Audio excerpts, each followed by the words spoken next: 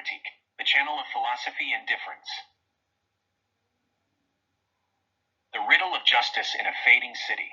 Plato wrote the Republic during the 4th century BC, a time when the golden age of Athens was fracturing. The sun was setting on its empire, and the city was entering its wane. It is no coincidence that justice became the central pillar of this work.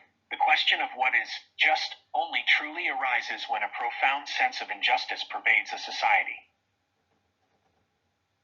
Through the lenses of education, the soul, and the dialectic, Plato attempted to diagnose a cultural malaise that feels strikingly familiar.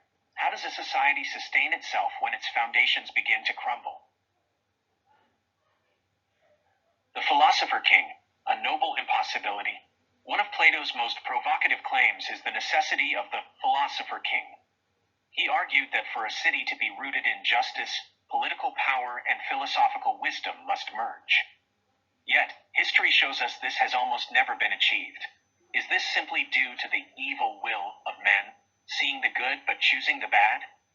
Or is there an impossibility of principle? Perhaps philosophy is not a definitive science of the good, but rather a persistent desire for it, based on knowledge that is never fully certain.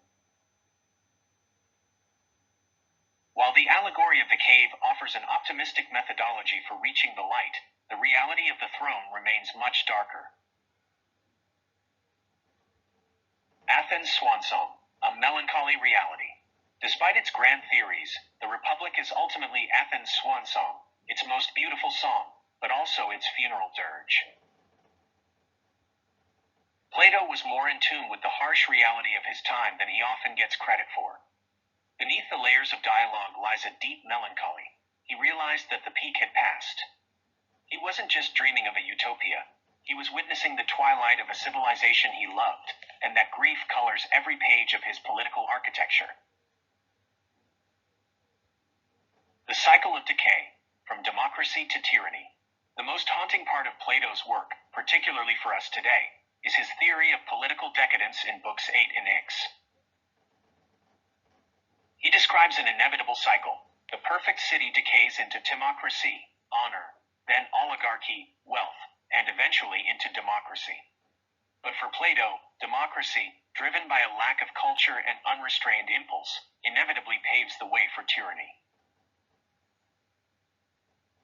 He asks a question that sounds astonishingly modern.